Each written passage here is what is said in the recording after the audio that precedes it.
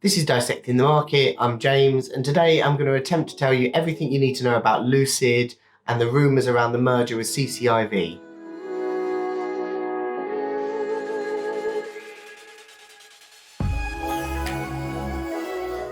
So I've had a ton of messages from you guys asking me what my thoughts are on the rumours around the Lucid and CCIV merger, whether or not I think it's going to happen, what sort of price target should we get to if the merger does happen, and that kind of stuff. So I thought I'd just put together a quick video, kind of telling you a little bit about Lucid, bringing you up to date on the latest rumours, and let you know my thoughts on the whole situation. Lucid is the brand that's been most hotly anticipated since Tesla's share price skyrocketed. Most EV investors instantly know the name Lucid. I remember seeing a review of the car online and trying to buy shares, only to realise they were not publicly listed. So I think this is just one of those brands that somehow has built an almost cult-like following and has been reflected in the share price of CCIV, even without confirmation the merger is actually happening, which means this is the highest rise in SPAC on a rumour in the history of the stock market. So before we get into all the various rumours and connections between the two companies, I thought I'd give you guys a quick overview of who Lucid are, what they do, and a little bit about their car, the Lucid Air. The Lucid Air will be Lucid's first model, and they say it will be available from spring this year. I hope they can stick to this deadline because let's just say it's been a long time waiting. This was originally due to be available in 2018, but for several reasons things have been delayed and delayed, which has probably added to the hype. The Lucid Air comes in 4 variants, with the most expensive Air Dream Edition hitting the streets first, with the cheapest Air Pure, as it will be known, coming last. The Dream Edition comes in at a whopping $161,500. That's $30,000 more than the Model S Plaid.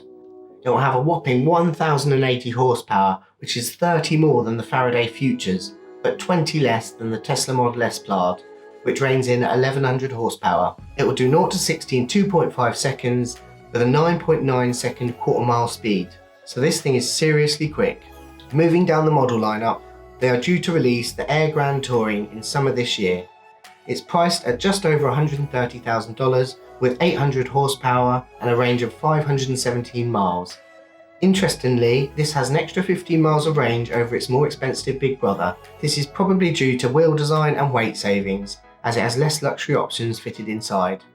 Then moving down the range, they have their Air Touring, which starts at $87,000 and has 620 horsepower and a 406 mile range, coming late this year with the cheapest model coming in 2022, with prices starting at $69,000. This cheaper model loses the dual motor setup and instead is fitted with one motor with 480 horsepower and a range of 406 miles. And because it's only a single motor, this model will be rear-wheel drive only. Still, 480 horsepower to the rear wheels sounds pretty nice to me. I think starting off with the most expensive car is a great way to do it. It obviously builds a brand image that people want to buy into, so when you release your lower priced cars, people are quite excited about them too. Similar to Tesla. I mean, I think to myself about Kia. Kia started at the lower end of the market and are now building quite good cars, really nice luxury cars actually, some of them, but it's still a Kia and it will always have that image. Look at Mercedes, for example, who started on the higher end of stuff. They can now build cheaper cars, but that doesn't ruin their brand and their higher end image. They then plan to launch the Lucid Gravity SUV in 2023. We don't know much about this yet, but overall I personally quite like the look of it. Lucid say their car is aiming for the luxury segment. It has a large driver's display with panoramic roof and what looks like a well-designed interior. In a recent interview with CNBC, Lucid's CEO Peter Rawlinson said that Tesla isn't a direct rival to Lucid, as it's aiming at the higher-end luxury brands like Mercedes-Benz. Now, I'm not sure who he's trying to kid here. I would be shocked if I said to somebody, "Oh, have you heard of the new Lucid Air car?" And they said, "Oh yeah, that's the Mercedes-Benz killer." It's a direct competitor to the Tesla Model S. Whether he likes it or not, the price is fairly similar, specs are fairly similar. I think with this, what he's saying with this is he's trying to just emphasize the luxury part of the car. That's where it's different to Tesla. Obviously, you guys will have to make your own mind up on that. So anyway, that's the car design. In all honesty, the most important thing is whether or not people like the car. If they like the car, the company will probably do quite well. I personally really like the exterior of the Lucid over the Tesla and the Faraday Futures. I like the interior of the Faraday Futures the most, and I think I like the Tesla my favourite in terms of speed and technology. But they're all so close, I'd love to get your thoughts on this. Car design is obviously subjective, but I really like the look of the Lucid. I think it's one of the most outright beautiful cars of all of the new EV cars. But let me know in the comments what you think of it. The Lucid Air is run on a 924 volt system. This is different to its competitors and it gives them the advantage of more efficiency. So the higher the voltage, the less the current or amperature, which means you can use smaller wires and you have less heat, which again means more efficiency. So to give you a really basic example, I've seen others use online, jump cables on your car. They're generally quite thick and they get hot when you use them. That's because the voltage is low, which means you need a high current or amperature.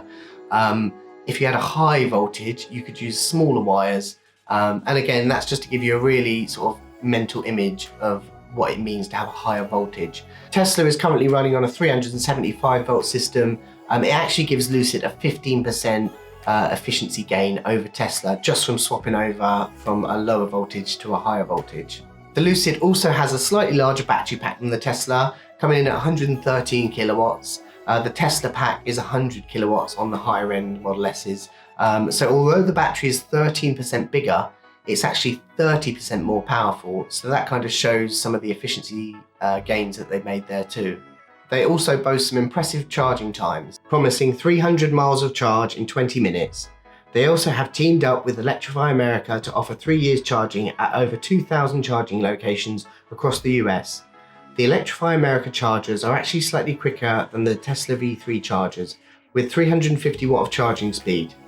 Lucid also plans to sell the home chargers, which can be controlled via an app and also offer bi-directional power. So if you ever had a power outage, the car can power your home for probably 3 or 4 days. Now on to Lucid as a business. Lucid CEO Peter Rawlinson was Vice President of Vehicle Engineering at Tesla and Chief Engineer of the Model S, where he actually led the engineering of the Model S from a clean sheet to production readiness while building the engineering team. He left Tesla to build the Lucid Air, and we can see they've made some good progress on the efficiency savings, and I think this is one of the reasons why having an engineer like Peter running the company is great, similarly to Elon Musk and Tesla, or even Lisa Su and AMD. We have seen having technical experts running these companies can make all the difference. Lucid has had $1 billion worth of funding from the Saudi Wealth Fund, so they own somewhere around 30% of Lucid, and Lucid has managed to build their factory in Arizona in under a year, which will initially be able to build 30,000 cars a year, increasing to 200,000 cars after its expansion, with plans to build a future factory in Saudi Arabia, which is actually something that the Saudi investors funds made Lucid agree to before they would give them the $1 billion of funding. Now at this point, Lucid hasn't even confirmed that they'll be joining the stock market. However, they have said they are exploring options with both SPAC merger and IPO being considered. But they have said that they'd ideally like to be public by April before the factory opens, which means there's really only one option, and that's a SPAC merger, because an IPO can take several months. In January, Bloomberg leaked rumours that Lucid was in talks with CCIV about a possible merger. So as my regular viewers know, I did jump in at 11:50. I got in nice and early. Luckily, I saw the news leaking on StockWits actually, and I just jumped into it straight away. And it's skyrocketed now up to $35, which just shows how much interest there is in Lucid, how much hype there is around this brand. Now what I really like about this new generation of investors is they seem to be really willing to dig dirt and get in and find out information. We've seen everything from people camping outside Lucid's head office to see if any CCIV directors turn up. Others have been stalking private planes at the airport near Lucid in case they catch CCIV people showing up. It is bonkers. And I've seen a lot of people complaining that they shouldn't be doing this. It doesn't look very professional sitting outside, Lucid's office hoping to catch a CCIV executive. But at the end of the day, Wall Street has been doing this sort of thing for years. We just haven't had the information available to us. But sadly, these guys haven't had any luck yet. Other connections made are Andrew Liveris, who's on the board of directors of CCIV and has connections with the Saudi Wealth Fund, which owns a large part of Lucid. And we also had a Los Angeles Times article asserting that CCIV and Lucid Motors pairing was all but done, reporting in a deal that is near completion. So now on to why it's extremely risky to buy shares at this point if you don't already have a position in CCIV. The price is currently sitting at just below a whopping $35 a share right now. And to me, what's scary is we don't even know what the deal will be between Lucid and CCIV. The Bloomberg rumour was that it could be valued at about $15 billion at $10 a share of CCIV. And again, it could be more or less than this. We really don't know at this point. But even if Bloomberg was to be believed, this would value Lucid at over $50 billion right now. It's a really huge amount of money when you consider the Saudi Wealth Fund put in $1 billion, which seemed like a huge amount. That bought them, 30% of Lucid. We're not even going to get 30%. We're probably going to get nowhere near that amount. Yet we could be paying so much more. So I don't really know how to feel about this. 50 billion is such a huge number. It's actually quite difficult to quantify how much 50 billion is. But just as a little fun exercise, if you took 50 billion $1 notes and you wrapped them around the world, you'd be able to go around the world 100 times. And with what's left over, if you stack them up on top of each other, you could go to the moon and back 5 times. That's how much $50 billion is. It's a huge, huge amount of money, and you need to know that this company is way overvalued. However, we know valuation doesn't seem to really make any difference at the moment, and I'm going to just carry on riding these EV waves. There's money to be made, we may as well make it. So anyway, I digress. My point being, we don't really know how much of Lucid we're going to be getting when we buy into CCIV, and that's a really important part of the deal. So I'm going to be keeping my eye really closely on this. There is a chance, a very small chance, I can't see them doing it, but there is a small chance they say, screw the investors, let's give them a really tiny percentage, they're going to buy whatever we do, and let's just pump this stock up as high as we can get. But I would be shocked if they did that, because it would be really getting off on a bad foot with investors. So let's hope they don't do that. But again, if you're in this stock, make sure you keep your eye on that if the merger gets confirmed. So it's a real tricky one. On the one hand, you've got the Bloomberg leaks. Bloomberg are a fairly credible source. They have a fairly decent success rate with their leaks. Although the last Churchill rumour they leaked was incorrect. That kind of makes me think they probably wouldn't want to be wrong twice on a Churchill thing. It would make them look really bad, especially because Lucid is the most hotly anticipated one. A lot of eyes would be on that article, and it would make them look pretty stupid if they were wrong on that. So I'm hoping their sources are pretty good. So overall, it probably does look like it's going to be CCIV. They have strong links to Lucid and one of only a handful of SPACs with a big enough fund to complete the merger. And we have 2 big media sources leaking it's CCIV. I own shares. I'm not planning on selling anytime soon, but I was lucky enough to get in quite cheap. For those of you that aren't in this already, I say be very, very careful. Keep an eye on the deal. If there's something more confirmed, then yes. But right now, the risk is very, very high. The price of the shares are currently sitting just under $35. Now, if the merger is confirmed, we can expect to see at least a 50% increase that day, I'd imagine.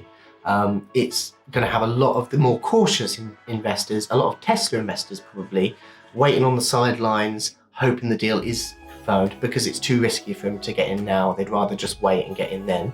So that's where the price, I think, will spike up.